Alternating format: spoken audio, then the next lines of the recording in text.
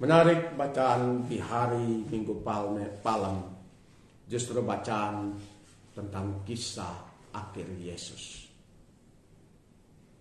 Sementara waktu pemberkatan Palem tadi, bacanya justru tentang kemegahan. Lalu ketika kita masuk gereja perayaan Ekaristi, bacanya justru tentang kisah akhir Yesus. Kisah yang kita rayakan, tetapi kisah yang teramat tragis kalau kita melihat dari kacamata seorang manusia. Tragis karena kenapa orang baik, orang yang berjasa harus mengalami semua itu. Miris karena ternyata kejadian itu bukan hanya kejadian tempo dulu, tetapi kejadian yang sering sekali terjadi bahkan dalam hidup kita. Mungkin tidak dalam skala besar seperti Yesus, tapi dalam skala kecil. Bagaimana orang baik, bagaimana pengorbanan seseorang begitu gampang kita lupakan. Bukan hanya melupakan, bahkan kita mencoreng begitu gampang wajah orang yang telah berjasa kepada kita. Dalam kisah sengsara pada Minggu Palem, Minggu kemegahan. Sebenarnya kalau kita runut, seharusnya perayaan Minggu Palem ini terjadi sesudah hari Jumat Agung. Ya, karena mahkota Yesus itu adalah ungkapan kesetiaannya terhadap rencana dan kehendak Allah. Dia menjadi raja di bumi, raja di surga, itu karena dia setia. Kesetiaan Yesus belum diuji ya, di Minggu Palem, baru diuji nanti pada hari Jumat Agung. Tetapi sama seperti juga penampakan di Gunung Tabor dalam perjalanan Yesus menuju tanah terjanji, di mana terdengar suara, "Engkaulah anakku yang kukasihi." Itu juga menjadi semacam preview. Biasa tuh kalau kita buat sesuatu, anak-anak sekolah pasti lebih mengerti dari saya. Mereka edit dulu, di preview dulu. Mau ngetik sesuatu dilihat dulu. Kira-kira formatnya kayak begini gimana? Di preview dulu. Untuk lihat supaya ketika sudah jadi, saya memutuskan, saya print, hasilnya akan jadi begini. Sesuatu yang bakal terjadi. Maka di Minggu Palem ini kisah di satu sisi tentang mahkota Tuhan Yesus, tentang mahkota kesetiaan orang baik. Tetapi mahkota kesetiaan orang baik yang melewati begitu banyak penderitaan. Dan lebih tragis lagi, penderitaan itu justru dimulai oleh orang yang sangat dekat. Jangan kita pikir gosip-gosip itu dimulai oleh orang luar. Gosip itu banyak kali dimulai oleh orang yang makan semeja dengan kita. Orang yang duduk bercerita dengan kita, yang kita anggap sudah seperti saudara, yang kita anggap seperti seorang sahabat sejati. Tetapi kadang mulut, mungkin karena kecemburuan, mungkin karena sakit hati dan kekecewaan, lalu itu terjadi. Kita lihat mungkin Yudas Iskariot itu mungkin punya banyak harapan tentang Yesus. Dibilang bahwa dia itu pejuang kemerdekaan, pembebasan Bani Israel dari penjajahan Roma. Dan dia seorang pejuang. Dia mengharapkan, saya yakin sebagai seorang pejuang, dia pasti mengharapkan bahwa orang Roma akan tinggalkan kalau Yesus berdiri, angkat senjata. Tapi ternyata tidak. Yesus tidak mengangkat senjata. Karena Yesus, jalan hidup Yesus sampai ke puncak salib menampakkan dan mau memberi pesan kepada kita semua. Kekerasan apapun tidak pernah boleh dilawan dengan kekerasan. Kekerasan ketika dilawan dengan kekerasan akan selalu ada korban. Dan korbannya tidak lain dan tidak bukan. Banyak kali orang yang kita kasih, banyak kali orang-orang yang tidak ada sangkut pautnya dengan pertikaian kita.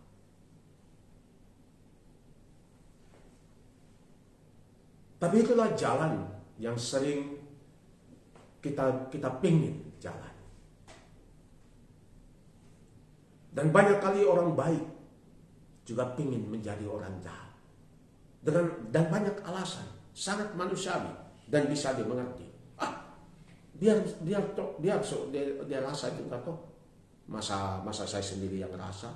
Sakit loh kalau dibingin-bingin. Biar dia rasa toh. Biar dia tobat. Tapi berapa banyak orang yang kita sakiti akan bertobat. Dan benarkah akan bertobat? Banyak kali itu. Tetapi kebaikan, kesabaran, kediaman kita menerima semuanya, banyak kali akan membawa satu perubahan. Dan ketika pertobatan terjadi, sungguh-sungguh ada damai dan sukacita. Dan itulah gambaran Minggu Palem. Minggu Palem pesta Yesus masuk kota Yerusalem dengan kemegahannya. Tetapi Yesus mengingatkan kepada kita, kemegahan itu adalah milik kita. Itu yang pertama. Dia mau mengatakan kepada kita, kita semua ini anak-anak raja. Putra-putra raja semesta alam. Itu yang pertama pesan hari ini. Kita semua adalah putra dan putri raja semesta alam. Kalau kita putra-putri dari raja semesta alam, kita ini tidak perlu membuktikan kepada siapapun. Lebih-lebih ketika kita tidak dianggap, ketika kita disepelekan, ketika kita tidak diakui, kita tidak perlu membuktikan. Karena apapun yang orang buat, apapun yang orang katakan, kita tetap putra-putri raja semesta alam.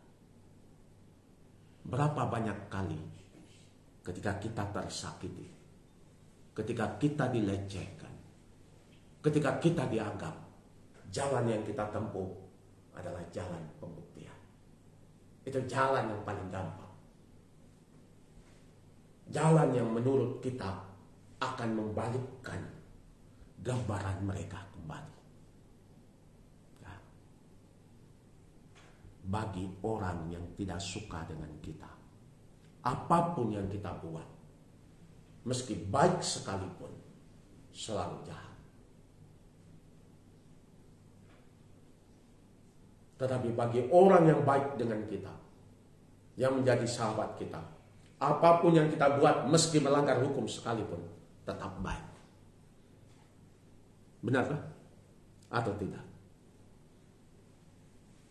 Begitu David. Bagi teman semuanya boleh-boleh.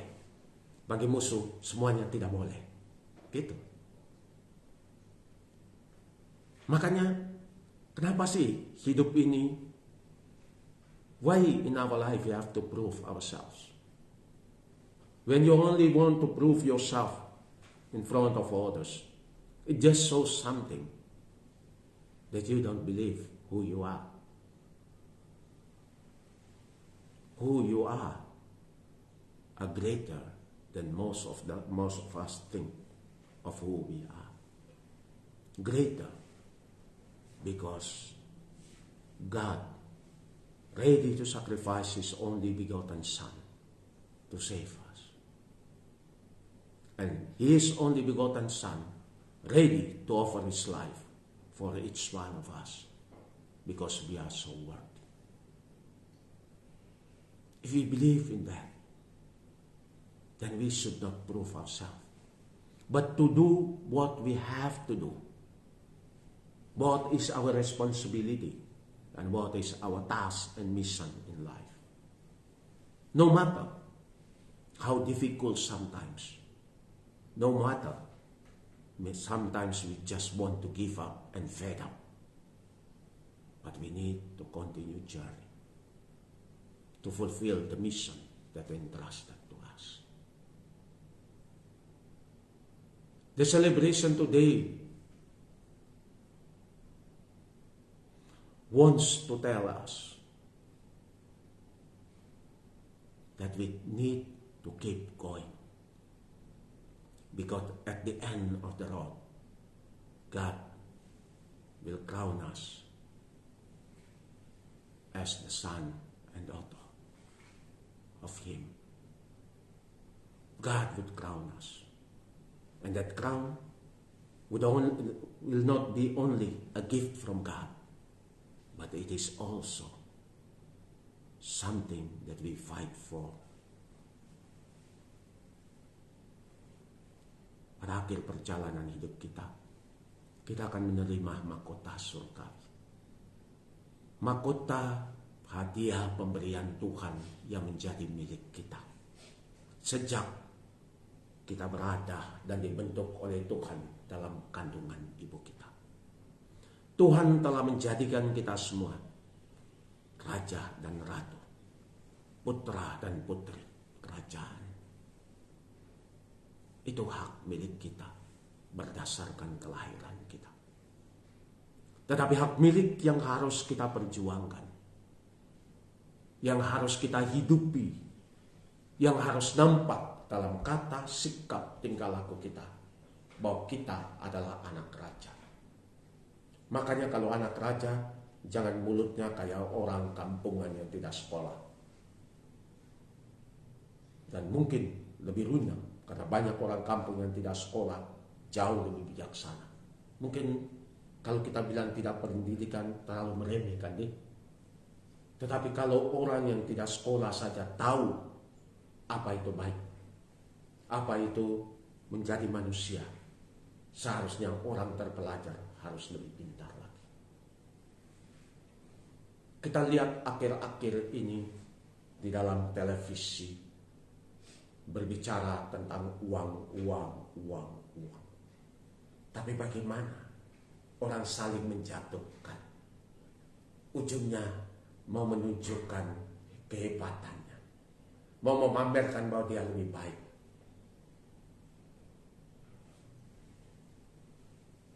Menyedihkan dan miris.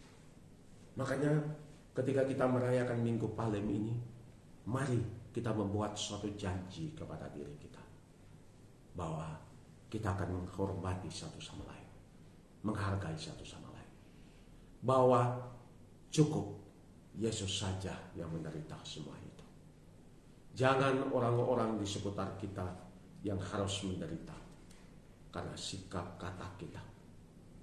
Mari kita memasuki minggu kudus ini, pekan suci ini, dengan hati yang bebas, hati yang lapang, dengan penuh keyakinan bahwa Tuhan selalu hadir bersama kita.